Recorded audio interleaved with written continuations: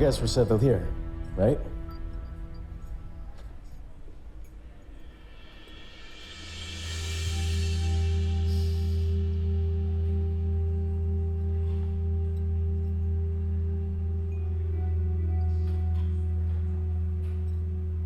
What are you doing here, Thea? I meant to tell you soon, Edward. But walang chance. But I guess it's quite obvious. Thea and I are together. Tulay na naman kayo, di ba? So I guess wala tayong problema.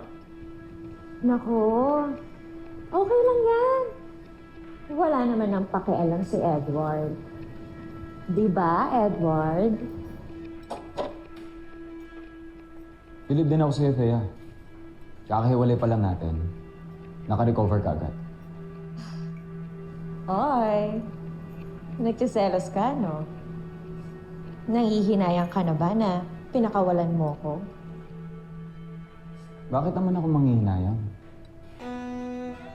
Simula nung maghiwalay tayo, I've never felt free. Ngayon, may peace of mind na ako. So to answer your question, Mr. Ledesma, wala tayong magiging problema. Sayong-sayo na si Thea dahil wala akong plano makipagbalikan sa kanya.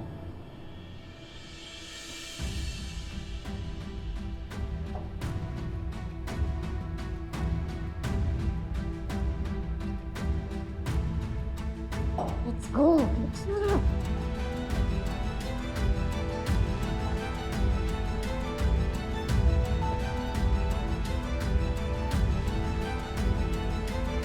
Reset!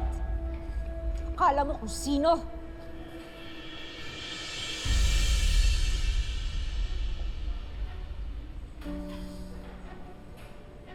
You must feel awful.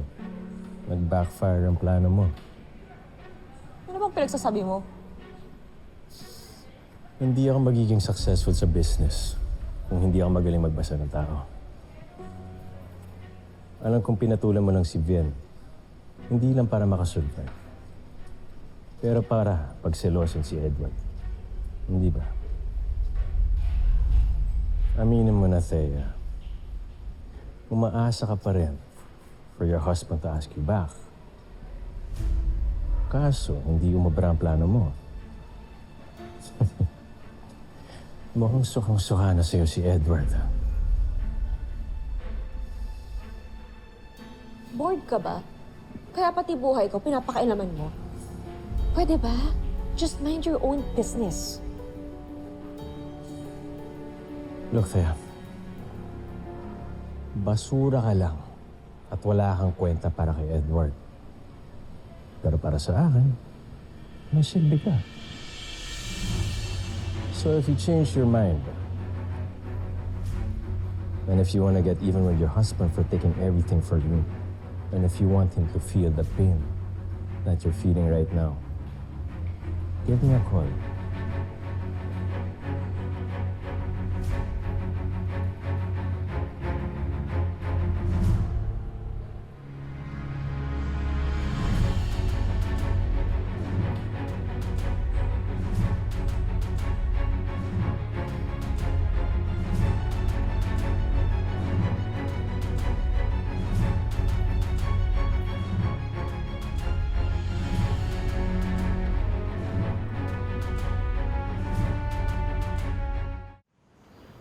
Careful lang po, Lolo. Salamat, Tia.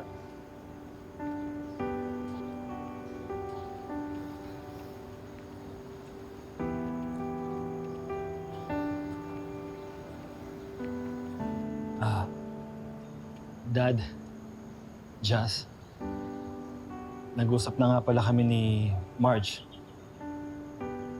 Pag-usapan po namin kagabi na, well, we have decided to give our marriage another chance.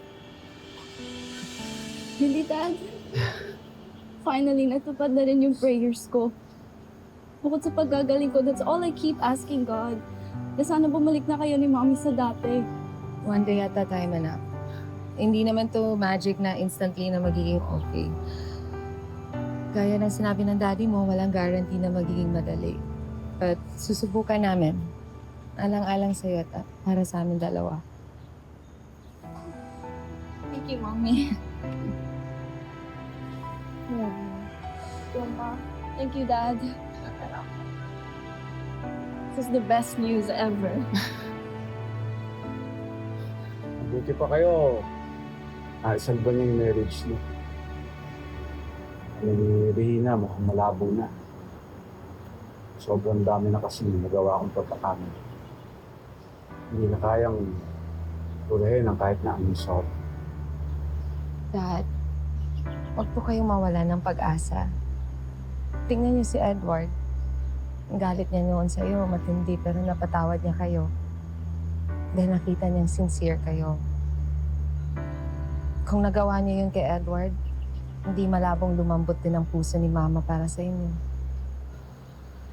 You really think so? Yes, Dad. Alam mo kaming mga babae, isa yan sa pinaka-importante sa amin. Yung may atraso yung mahal namin sa amin at yung i-acknowledge nila yung pagkakamali nila at humingi ng tawad. Sure, it may take time, pero matututo rin kaming magpatawad. Kapag nakikita namin na sobrang nagsisisi talaga kayo. Thank you.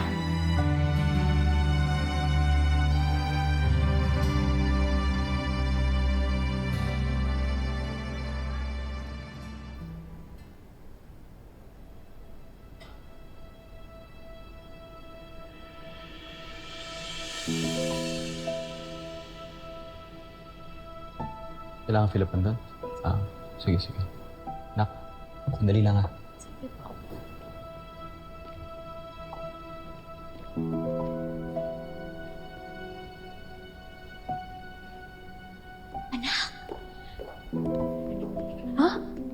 Iwan mo muna kami.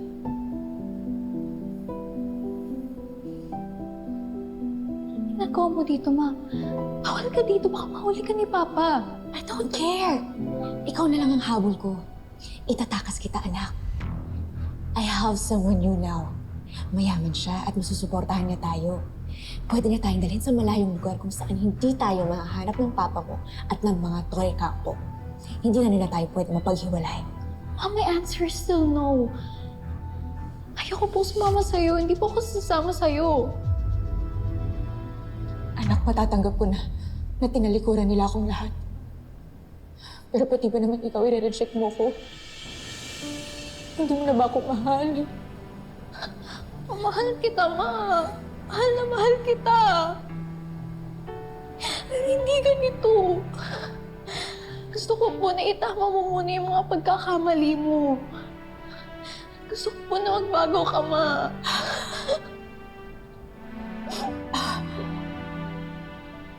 Ang sabihin mo, kaya ka tumatanggi sa akin.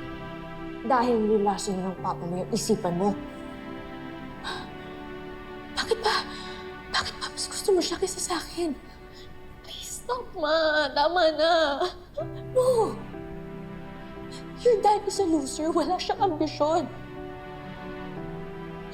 Ako ang nagtaguyod ng pamilyang to. Ako ang nagpakapagod para ma-secure ang future natin. Tapos sa huli, mas pipiliin mo pa rin siya. Kaya? Ano ba? Sino papasok sa'yo rito? Ha? Layuan mo anak ko!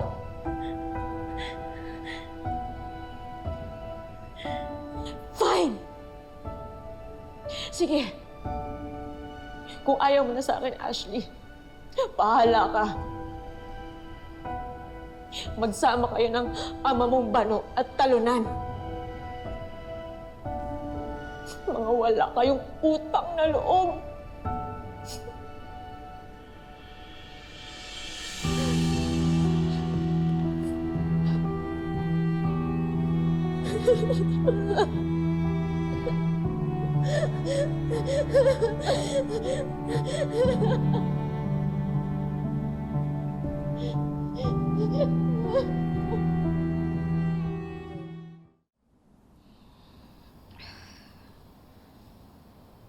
Are you okay, anak? Yeah. Thanks, Pa. Sorry ah. kung hindi ko na-prevent na maging broken family tayo. You know, I wanted things to get better, but But Mama's making it more difficult. I know, Pa. I'm sorry, I'm such a loser. Gaya ng sabi ng mama mo. Dad, stop it. You're not a loser, okay? If anything, I admire you so much for choosing what's best for you and me. Marami nga po dyan na nagtitiis kahit na mahirap na yung sitwasyon nila eh. Kahit na may nasasaktan na mga loved ones nila. Pero pa, alam mo, mas better na to. Kesa naman sa magsama kayo ni Ma. But she just keeps abusing you and your kindness. You deserve so much love and respect, Pa. And peace of mind. And you know what? You're the best Papa ever.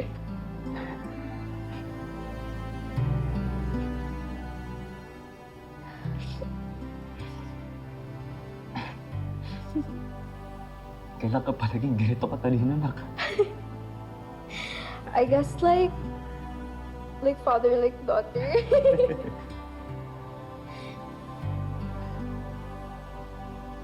Parehas nga tayo, no?